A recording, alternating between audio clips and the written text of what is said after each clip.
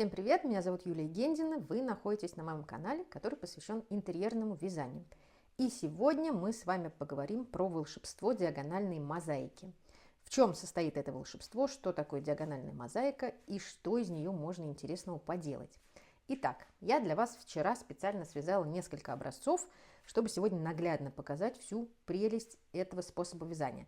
На самом деле способ вязания это тот же самый, который мы с вами знаем, это центровая мозаика. Но сам рисунок выполнен в диагональном формате. Вот посмотрите, что мы видим вот на этом образце. Это диагональные полоски. Ну, можно их смотреть так, можно их смотреть вот так. Очень простой узор, как раз для тех, кто хочет немножко потренироваться и в самой технике, и немножко расшевелить мозги, что очень полезно в любом возрасте. Итак, рисунок простой. Мы видим диагональные линии, состоящие из небольших квадратных элементов. Вот такая вот линия центральная. Ее обрамляют вот такие вот зигзаги. Дальше те же самые квадратные элементы уже другого цвета.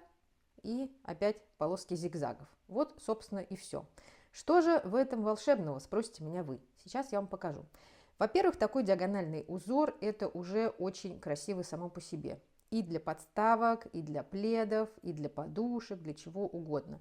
Вязать его обычно очень просто, потому что вы быстро ориентируетесь, как должен дальше идти узор. Зачем я вяжу его из центра? Конечно, можно вязать и по прямой. Кстати, возьмите себе на вооружение вот такой вот плед, например. Будет очень красиво смотреться, вязать его просто. Может быть, начать с небольших размеров, будет очень красиво. Но если его вязать из центра, во-первых, это большой плюс для тех, кто не любит обрывать нить. Во-вторых, это большая зарядка для мозга. Почему? Потому что этот узор несимметричный относительно секторов.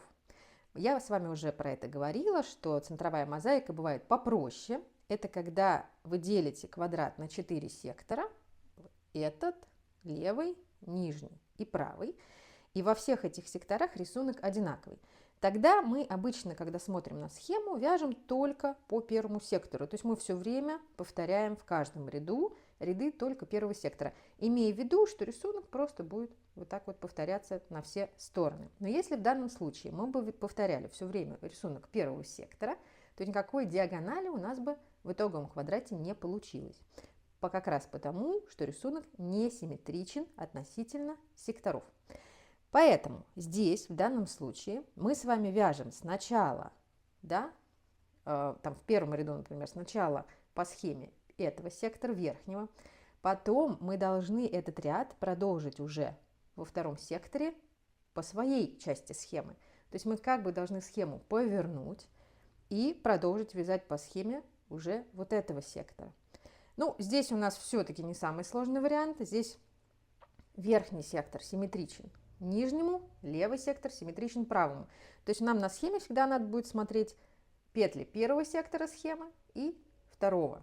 Мы про это не должны забывать. И тогда у нас получится как раз тот самый рисунок. В чем зарядка для мозга? В том, что в какой-то момент, где-то там на 5-6 ряду, важно уже пытаться смотреть по полотну, как должен развиваться рисунок и в какую именно сторону он пойдет. Это очень интересно, очень так заряжает, поэтому попробуйте. Будет сложновато, смотрите в схему, но не забывайте ее крутить. Да? То есть мы смотрим не только на верхний сектор, но и на левый. То есть первый большой плюс диагональной такой вот мозаики, диагональных узоров в том, что они не симметричны относительно секторов и вязать очень интересно. В чем же волшебство? Сейчас я продемонстрирую вам, в чем волшебство, но прежде хочу показать еще вот такой вот фрагмент. Как вы можете заметить, это на самом деле тот же узор. Сейчас мы его вот так вот повернем, чтобы вам было понятно. Единственная разница в серединке. Здесь серединка, сейчас вам поближе покажу. Вот у меня начало вязания. И здесь это такой темный квадрат. То есть если вы приглядитесь, вы увидите, что в этом начальном квадрате нет в середине такого вот белого просвета. То есть он чуть отличается от всех остальных.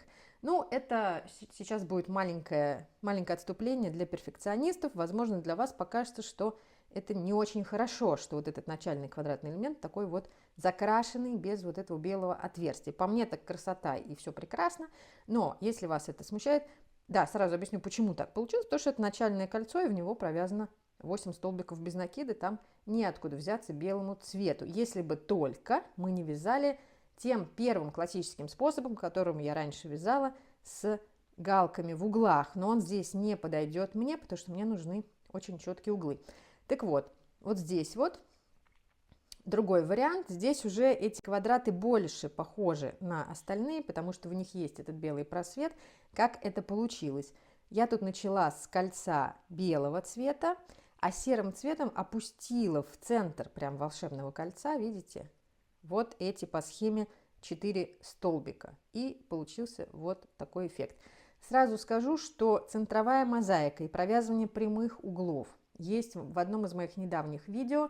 Я ссылку повешу в описании. Если вы вдруг еще так не пробовали вязать, обязательно попробуйте. Это удобно и хорошо получается. Так, ну а теперь про волшебство. Волшебство я вам продемонстрирую на вот этом фрагменте, он побольше. Допустим, мы вяжем подушку. Допустим, мы вяжем ее по принципу конверта. То есть мы делаем не 2 квадрата из сшиваемых, и вы знаете, я шить не очень люблю. Допустим, мы делаем один большой квадрат и в него вложим подушку, как в конверт. Что мы для этого делаем? Мы вяжем этот большой квадрат, и когда он достиг размеров, в который уже можно вложить подушку, мы вкладываем в центр эту подушку и начинаем загибать углы квадрата к центру. Ну, здесь есть разные варианты. Вот в новой книге, которая скоро выйдет, вы сможете посмотреть. Я там для вас много-много всяких штук по сборке готового изделия описала. Ну, допустим, мы делаем здесь шов, да, здесь у нас, допустим, будет там, не знаю, пуговица или завязки или что-то такое, но неважно, волшебство не в этом. Вот мы ее сшили, перевернули, и посмотрите, что у нас получилось. Наши диагональные линии, наши квадратные элементы и зигзаги повернулись немножко вокруг своей оси, и теперь у нас рисунок прямой, и что мы видим? Мы теперь видим ромбы, то есть наши квадраты превратились вот в такие вот прекрасные ромбы с центральной линией, да, из них, и ромбы обрамляются вертикальными зигзагами. Это совсем другой вид, совсем другой калинкор. То есть представляете, какое количество разнообразных дизайнов перед вами открывается. То есть вы можете в этих полосках располагать абсолютно любые рисунки и потом смотреть, как они будут выглядеть, когда вы свернете квадрат в конверт и все это повернется относительно своей оси. Для сравнения сейчас я вам покажу еще на другом узоре. Я его связала специально побольше, чтобы вам было виднее. Тоже диагональная мозаика. Здесь она тоже очень простая, без затей абсолютно. И, кстати, я специально нарисовала такой рисунок, чтобы в диагональном формате он смотрелся, ну, немножко странноватый из-за этих вот квадратиков. Они как-то странно здесь расположены, немножко непонятно. В остальном все то же самое. Вот наши зигзаги, вот наши квадратные элементы. Вот такой вот квадрат. Теперь давайте посмотрим, что будет, если мы его свернем конвертом. Вот я заворачиваю углы. Готовы к волшебству? Посмотрите, как все интересно легло. Но опять же, ромбы вертикальные, зигзаги вертикальные, а вот эти вот квадратики сложились вообще-то тоже в зигзаги.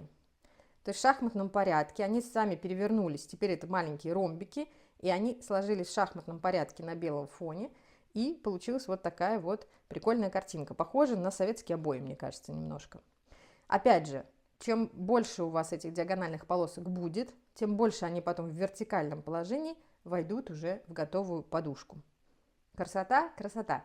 Я в восторге от диагональных рисунков в этом смысле, потому что действительно это кратно увеличивает количество дизайнов, которые вы можете придумать. В описании к этому видео я вам положу эти схемы, чтобы вы могли тоже попробовать. Попробуйте на небольших образцах, просто покрутите их, посмотрите, заодно потренируйтесь в центровой мозаике. И я думаю, что получите большое удовольствие. Буду рада в комментариях услышать ваше мнение. Пробовали ли вы такие диагональные узоры?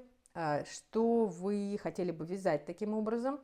Как вам нравится больше в вертикали, а не все-таки, или в диагонали? И обязательно пробуйте, а в нашем чате в Телеграме жду фотографий ваших экспериментов. Большое спасибо, будьте здоровы, приятного вязания. Пока-пока.